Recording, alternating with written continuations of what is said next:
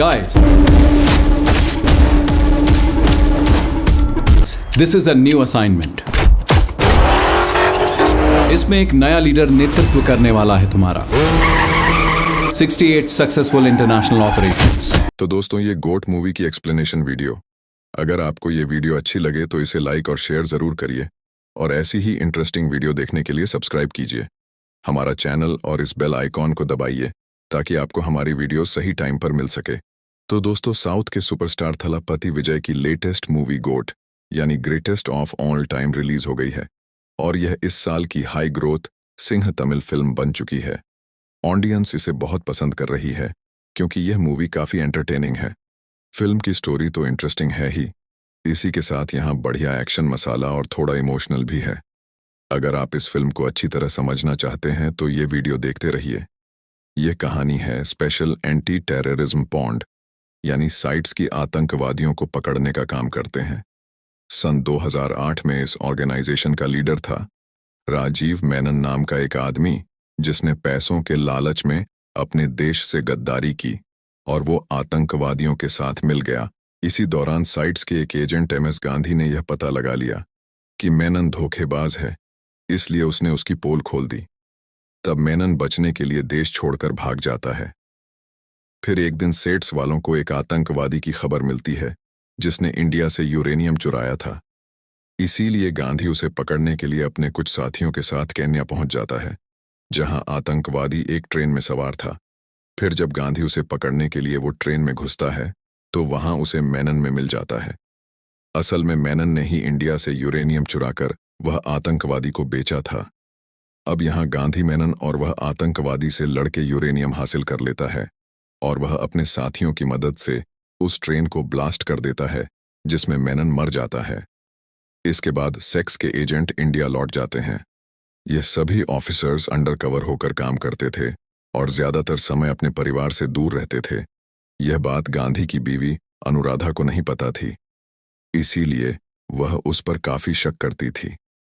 इसी दौरान गांधी अपने अगले मिशन के लिए थाईलैंड जाने वाला था, लेकिन फिलहाल उसकी बीवी का शक बहुत ज्यादा बढ़ गया था। इसलिए गांधी मजबूरी में अपनी प्रेग्नेंट बीबी और 5 साल के बेटे को लेकर थाईलैंड चला जाता है। वहां मिशन खत्म करने के बाद गांधी अपनी फैमिली के साथ घूम रहा था, तभी उन पर बहुत सारे लोग हमला कर देते हैं। गांधी किसी तरह अपनी बीवी और बच्चे को वहां से निकालता है और उन गुंडों से लड़ता है। इसी बीच अनुराधा को लेबर पेन यानी प्रेगनेंसी का दर्द शुरू होता है। तब गांधी उसे हॉस्पिटल लेकर जाता है। यहाँ अनुराधा को अपने पति की सच्चाई पता चल जाती है। इसके बाद जब गांधी हॉस्पिटल की फॉर्मेलिटी पूरी करने जाता है तब एक अनजान औरत वहां आकर उसके बेड जीवन को किडनैप कर लेती है। फिर गांधी अपने बेटे को बहुत ढूंढता है और आखिर में पुलिस के पास कंप्लेंट करता है। तब पुलिस को वह गाड़ी मिलती है जिसमें उस औरत ने जीवन को किडनैप किया था। उस कार का एक्सीडेंट हो गया था और वह बुरी तरह जल चुकी थी और उस गाड़ी के साथ वह औरत और जीवन भी जलकर मर गया था। दूसरी तरफ अनुराधा हॉस्पिटल में एक बच्ची को जन्म देती है। गांधी वहां जाता है और वह अपनी बीवी को हादसे के बारे में बताता है तो अनुराधा उस पर बहुत गुस्सा होती है क्योंकि वो सब कुछ जानकर भी इतने खतरनाक मिशन पर अपने परिवार को साथ लाया था। थाईलैंड से वापस लौटकर गांधी सेठ से रिजाइन कर देता है और वो एक पासपोर्ट ऑफिसर बन जाता है और अब अनुराधा उसे छोड़कर अपनी बेटी के साथ अलग रहने लग जाती है। इस तरह से 16 साल बीत जाती है और उनकी बेटी जीता अब बड़ी हो जाती है। फिर एक दिन गांधी अपने पुराने साथियों से मिलता है जो उसे कहते हैं कि रशिया में इंडिया की एम्बेसी ओपन होने वाली है, पर मॉस्को का एक गैंग इसके खिलाफ है। वो लोग वहां काफी दंगा कर रहे हैं, इसीलिए इमिग्रेशन ऑफिसर्स को ट्रेनिंग देने की जरूरत है। और क्योंकि गांधी अब इस काम में एक्सपर्ट बन गया था, इसीलिए उसका पुराना बॉस नजीर उसे वहां जाने के लिए कहता है। गांधी पहले इसके लिए मना करता है, लेकिन फिर वह मान जाता है और वो मॉस्को चला जाता है। वहां एम्बेसी में उनके ऊपर वह गैंग हमला कर देती है। तब गांधी उनसे लड़ना शुरू करता है। उन गैंगस्टर्स के साथ एक ऐसा लड़का भी था जिसका चेहरा बिल्कुल गांधी के जैसा था। गांधी उससे बात करने की कोशिश करता है, पर तभी वहां पुलिस आ जाती है और वह गैंग वाले वहां से भाग जाते हैं। इधर गांधी इस सोच में पड़ गया था कि वो लड़का कहीं उसका बेटा तो नहीं। फिर एक दिन वो लड़का छुपकर गांधी से मिलता है और वह ये कबूल करता है कि वह उसका बेटा जीवन ही है। तब गांधी से लेकर इंडिया लौट जाता है। जीवन के वापस आने से उनकी जिंदगी बिल्कुल बदल जाती है और अब गांधी की बीवी अनुराधा उसे माफ कर देती है और उनका पूरा परिवार हंसी खुशी साथ रहने लग जाता है। तभी एक रात गांधी को उसके बॉस नजीर का कॉल आता है और वह उसे अर्जेंटली मिलने के लिए बुलाता है। गांधी उसके पास जाने के लिए निकलता है। इसी दौरान नजीर पर एक अनजान हेलमेट वाला लड़का हमला कर देता है। इसकी वजह से नजीर का फोन वहां गिर जाता है, जिसे वह हेलमेट वाले लड़के का साथी लेकर भाग जाता है। फिर वो अनजान लड़का नजीर को फॉलो करके एक मेट्रो ट्रेन में घुस जाता है। तभी वहां गांधी भी आ जाता है और वो नजीर के साथ मिलकर उस लड़के से लड़ाई करता है, लेकिन वह अकेला ही इन दोनों पर भारी पड़ता है। फिर वो लड़का नजीर को मारकर वहां से भाग जाता है और तब हमें पता चलता है कि वह हेलमेट पहना हुआ लड़का असल में गांधी का बेटा जीवन है। उधर गांधी अपनी हार बर्दाश्त नहीं कर पाता और वह दोबारा सेट्स ज्वाइन कर लेता है ताकि बोस कातिल को पकड़ सके। दूसरी तरफ जीवन अपने साथी शाह से मिलता है, जिसके पास नजीर का फोन था, लेकिन वहां उसे पता चलता है कि उस रात शाह के पास से किसी ने वह फोन चुरा लिया है।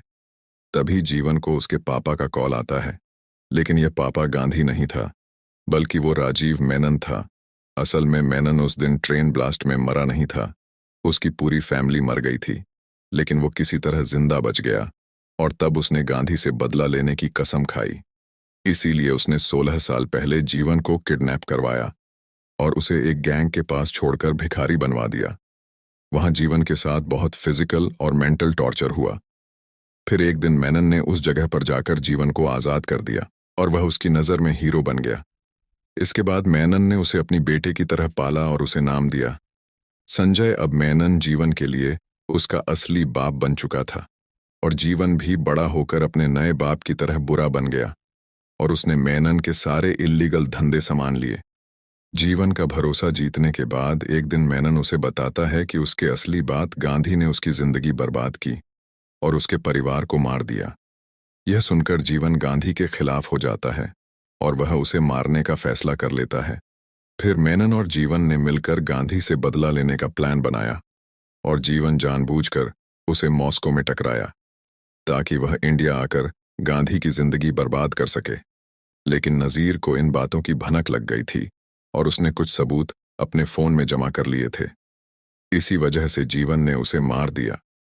दूसरी तरफ डायमंड बाबू नाम का एक मोबाइल चोर, जिसमें शाह के पास से नजीर का फोन चुराया था, वो उस फोन को बेचने के लिए ऑन करता है, लेकिन फोन के होते ही पुलिस उसे ट्रैक कर लेती है और वह गांधी को कॉल करके इस बारे में बता देती है।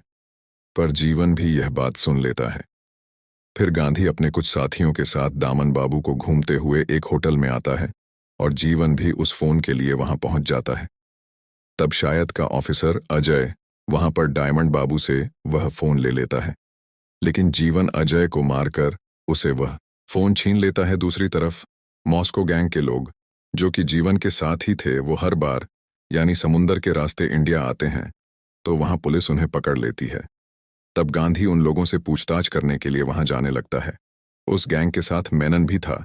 जब जीवन को यह पता चलता है कि गांधी वहां पर जा रहा है, मेनन को बचाने के लिए अपनी गर्लफ्रेंड श्रीनिधि, जो कि सेक्स के एक ऑफिसर सुनील की बेटी थी, उसे किडनैप कर लेता है और फिर वो गांधी और सुनील को फोन पर धमकी देता है और उन्हें मॉस्को गैंग को छोड़ने के लिए कहता है, इसलिए बोलो उस गैंग को छोड़ देते हैं।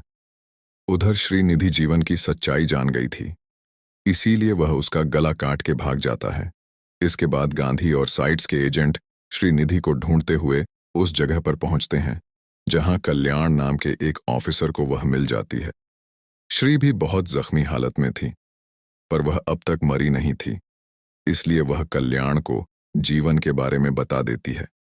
तब कल्याण उसे गला दबाकर मार देता है, क्योंकि वह असल में मेनन का पार्टनर था। कल्याण बहुत लालची था, इसलिए मेनन उसे पैसे खिलाकर सारी इन्फॉर्मेशन लेता था। श्रीदेवी भी को मारने के बाद कल्याण उसकी डेड बॉडी लेकर सुनील और गांधी के पास जाता है और रोने का नाटक करता है। इस सब के बाद गांधी हार्बर का सीसीटीवी फुटेज चेक करता है। वहां उसे मॉस्को गैंग के साथ राजीव मेनन दिख जाता है। इसे गांधी समझ जाता है कि यह पूरा खेल मेनन का है, जो कि बदला लेने के लिए वापस आया है और वो कुछ बड़ा काम करने वाला है।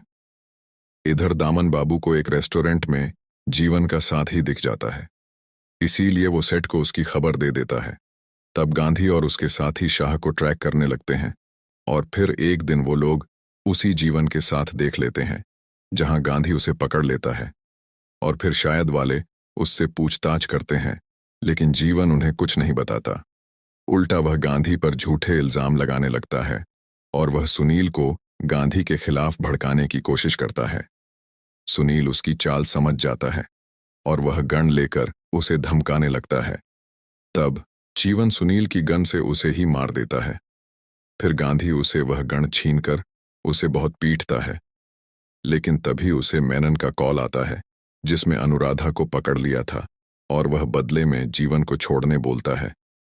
इसलिए गांधी जीवन को लेकर मेनन के पास जाता है, जहां वह गांधी को बांध देते हैं और फिर मेनन गांधी को अपना प्लान बताता है।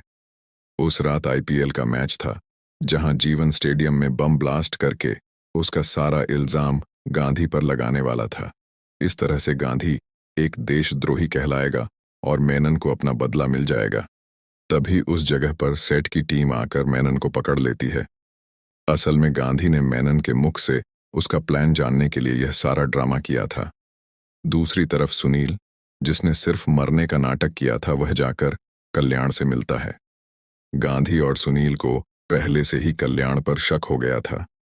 अश्विनी जी की पोस्टमार्टम रिपोर्ट से उन्हें यह पता चल गया था कि उसकी मौत गला काटने से नहीं बल्कि दम घुटने से हुई है, और क्योंकि कल्याण ही पहले श्री के पास पहुंचा था, इसलिए गांधी समझ गया था कि कल्याण नहीं उसे मारा है और वह मेनन के साथ काम कर रहा है। इसी वजह से सुनील उसके साथ लड़ाई करता है और वो कल्याण को मार देता है। उधर स्टेडियम में जीवन अपने साथियों के साथ बॉम्ब लगा देता है और सारे गेट बंद कर देता है। तभी गांधी मेनन को लेकर उसके सामने आ जाता है और उसे बम डिफ्यूज करने बोलता है।